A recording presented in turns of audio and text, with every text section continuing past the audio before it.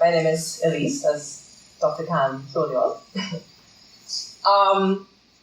What I really wanted to talk about today was not just the intervention that I am doing currently with Friends for Life, but also the overarching context of the LGBT experience. So this is essentially the outline. I'll talk about the context, some of the challenges, some of the international figures, because unfortunately we don't tend to have figures for these types of data locally, and the intervention that Friends for Life is currently making. So the context is that we're here, we're queer, and we're not going anywhere. I think that's a general summary. And if you take a very cursory look on social media, on Facebook, of some of the LGBT organizations, you'll actually see that there are many. There are a whole bunch of pages, and there are a lot of different people who have tried to create a presence online for LGBT to, I suppose, create a safe space. And this is just a screenshot I took of the search just LGBT Trinidad, and as you can see, these are numerous results from locally. Additionally, we have quite a wide range of advocacy and activist movements. We have the Silver Lining Foundation, who does a lot of work with children as well. They currently have a project on bullying, which I think is an excellent initiative to further explore the context of LGBT experiences in youth. I Am One, who hosts a Pride Arts Festival full of activities and initiatives for a month. We have KAISO, Sex and Gender Justice. They have been doing work for centuries almost. They're one of the oldest LGBT organizations in the country. Women's Caucus, who was one of the first organizations I was introduced to with their Wednesday evening chat for queer and same-sex loving women. LGBTQ Joy, which is a UE initiative. This is some campus students who actually have created a safe space, I suppose you could call it, for LGBT youth on campus. And Romancha, who has been doing, of course, work in women's rights and LGBT, and many people know them from the quote-unquote ARIA protest, which was I think, one of the most precipitant almost of their notoriety. The Alliance for Justice and Diversity is a coalition of many of these organizations and a couple others that have been doing work in LGBT, on the focus of LGBT. One of the projects is to help train police officers in dealing with LGBT people, citizens. And of course, there's the Jones versus TNT case, which we all know about as the recent buggery ruling. We now see that we've had this, I guess you could say stricken off, but of course it has to go through the final legal processes. And then of course there's Friends for Life, who I'm here representing today as well, who have been doing work with sex workers and trans people for years as well, over 18 years. And how many? 20, sorry, I've taken off 2 years from the total. And I just want to talk about some of the challenges locally. Of course, the legislation, I have here that it echoes of a colonial legacy. And this is because the legislation that we have currently more or less is what we've adopted. We've inherited this from our British colonizers, and we haven't really changed it. And as it stands, we have, according to the AG, over 24 laws that are discriminatory in nature. Some of them are the Sexual Offences Act, the Immigration Act, the Children's Act, the Equal Opportunities Act, which actually does not list sexual orientation or gender identity as protected statuses. And in particular, this one is of critical concern because without that protection, LGBT people are discriminated against in ways that we cannot actually seek reprieve for. So if, for instance, you are fired from work because you are gay, you can take no recourse. If you are evicted because you're gay, again, you can take no recourse. And of course, in there is the criminalization of same-sex relations. So the Children's Act, interestingly, in this amendment, added in a clause that criminalized same-sex relations between minors. So where you would have minors who are within about 3 years of each other being able to engage in sexual exploration, this is not the case for same-sex minors. And they can, in fact, be criminalized for that exploration.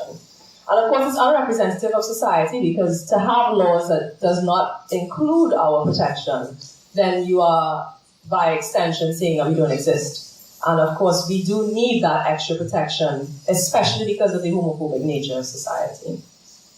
And then, of course, the legislation sort of feeds in as well to the barriers. And heteronormativity I have there bolded because essentially the concept of straight and of cisgender, and which is essentially, being born into the gender that matches your sex, your assigned sex at birth. This is this narrative that sort of tells everybody that being straight, being cis is normal. And anything that's contrary to that is abnormal and therefore almost shouldn't be appreciated or accepted. And so I believe that is sort of the precursor for all of the other barriers, including discrimination, limited access, so that would include to healthcare, to schooling, to jobs, economic deprivation, which is a result of the unemployment, and even homelessness, and lack of education, all of which tie into each other.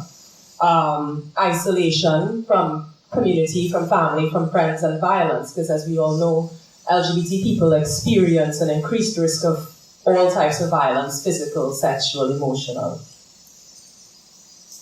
And the institutional weaknesses, you can see I've listed basically all of the institutions, starting with family, because this is one of the most critical elements of the discriminatory experience, because many LGBT people, especially youth, experience violence from their family first.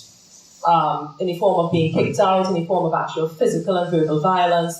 People experience all sorts of trauma at the hands of their family. Then there's a school in which LGBT youth are typically subject to bullying and discrimination.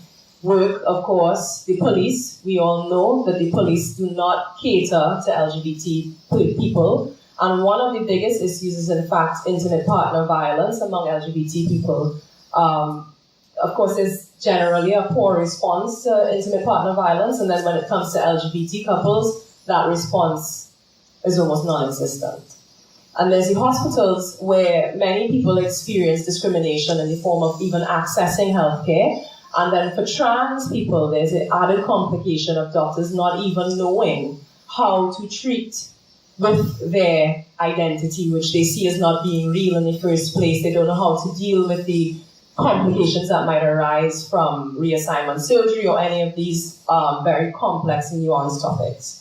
And of course, there's a state which enacts violence on LGBT people all the time through legislation and other institutions, and religion, which, as we know right now, religious institutions have been at the forefront of the charge for homophobia being a mainstay in society, with their constant plea to ensure that homosexuality is not recognized as anything more than an evil and a sin.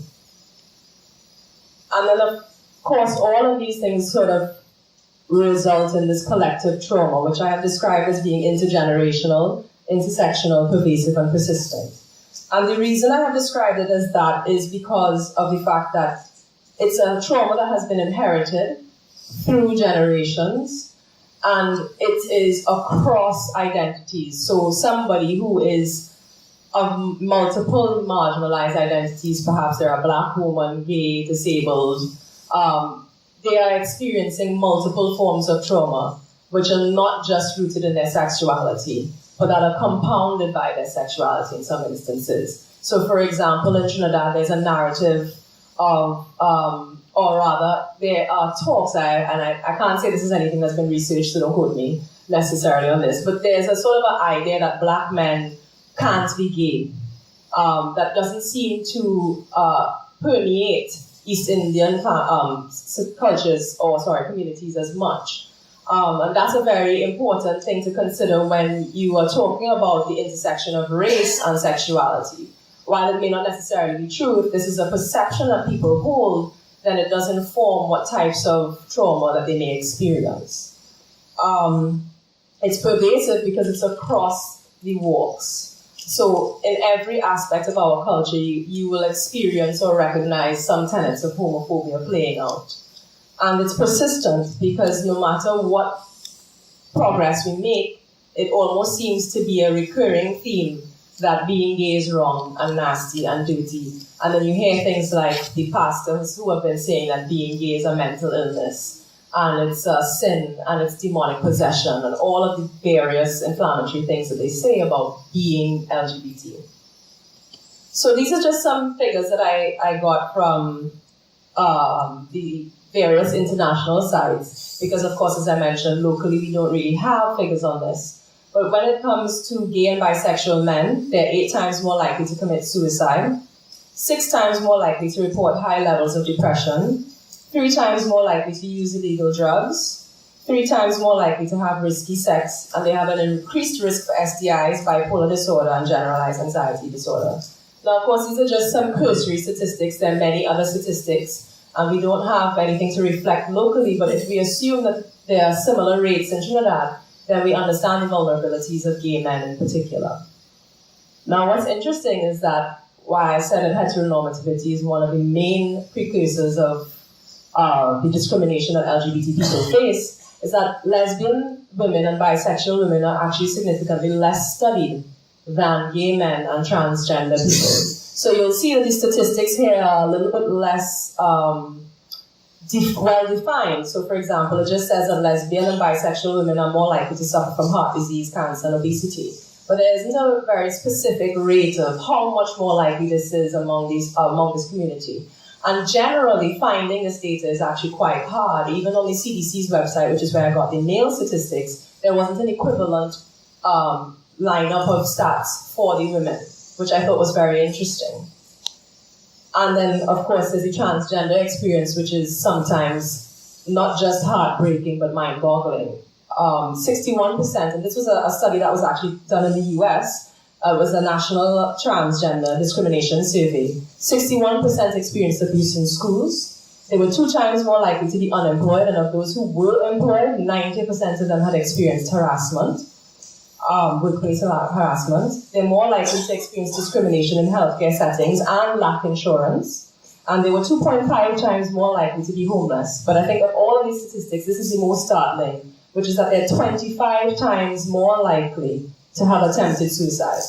And that statistic actually translates into 41% of all transgender respondents saying that they had indeed attempted suicide, as opposed to 1.6% of the general population responding yes to the same question.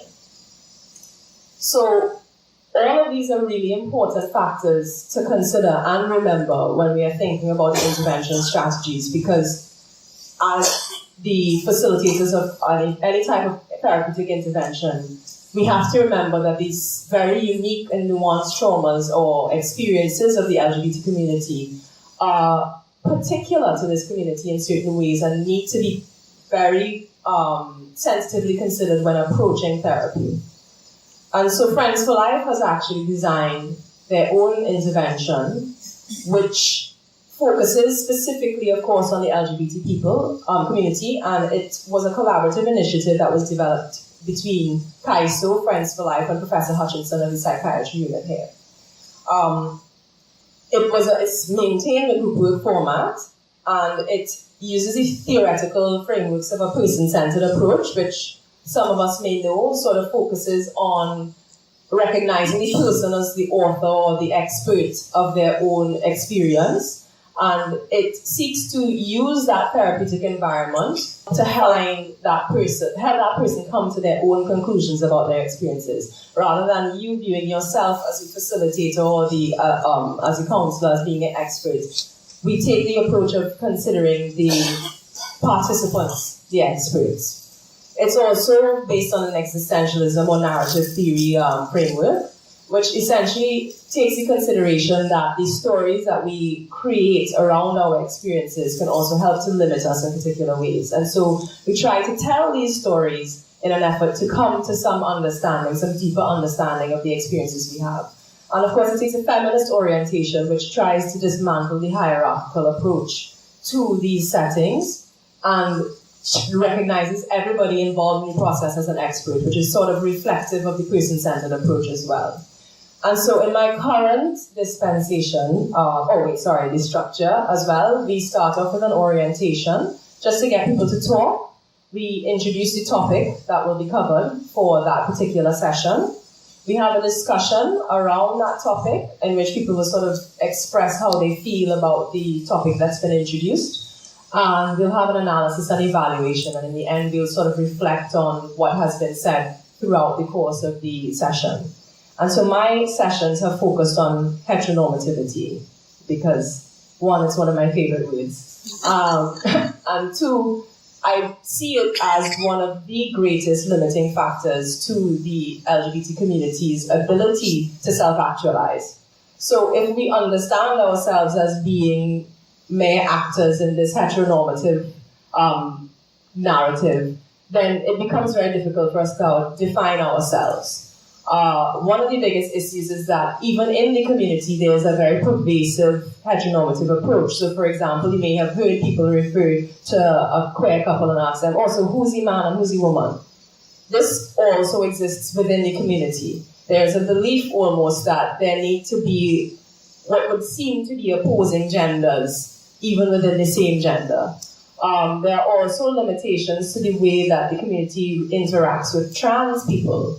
There are many expressions of transphobia within the community that sort of diminish the existence and the personhood of trans people and takes the narrative of the sort of the cisgender heterosexual, which is that whatever you are is in your mind, essentially. This is the sort of narrative that people have. You can't be a trans person. You're just a man in a dress or a woman in male clothing. And of course, these are very toxic narratives, but they are narratives that exist even in the community. And this is evidenced by some of the things that I've heard coming out of the sessions as well, which is a sort of a confusion around why people are expressing themselves in the way they express themselves. And one of the latest sessions that we had, we focused quite heavily on actually looking at that entire belief that somebody needs to act in a particular way or express themselves in a particular way to be considered the right kind of gay. So this is a narrative that I try to challenge in therapy by having each of the participants explore their own internal understandings of their expression of their own gender and of other people's freedom to express their gender however they should choose.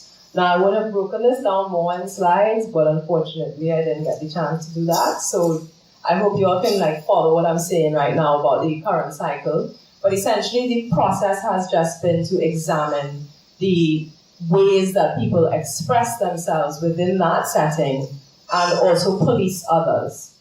So that has been the main focus so far for me. And these are some of the references that I had. I don't know if you all are really particularly interested in them, but they are there. And of course, afterwards in the Q&A, I'll be willing to go a little bit deeper into exactly how I go through the therapeutic intervention. But for now, that's it for me. And if you have anything to say, you can let me know. I'll be here. Thank you.